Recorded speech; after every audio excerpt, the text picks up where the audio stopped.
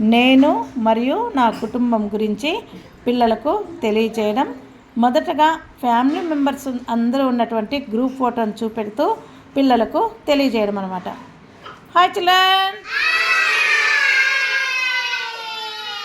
ఇప్పుడు మీకేం చెప్పాలనుకున్నాము? నేను, నా కుటుంబం. కుటుంబం అంటే ఏమిటి? మన ఇంట్లో ఉన్న మన పేరెంట్స్ని అందరినీ కలిపి మనము నా కుటుంబం అని చెప్తామన్నమాట. అందులో మీరు కూడా ఉంటారు కదా.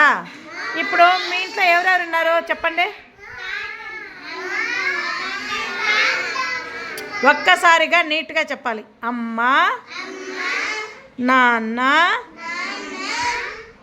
అక్క, చెల్లి, తమ్ముడు. వీళ్ళు కాకుండా ఇంకా ఇంట్లో ఎవరుంటారు? తాతయ్య, నానమ్మ. ఇంకా మీరు ఇష్టపడి ఇంట్లో కొన్ని జంతువులు పెంచుకుంటారు కదా. ఏమేమి జంతువులు ఇంటి దగ్గర పెంచుకుంటాము? పిల్లి, కుక్క, మేక,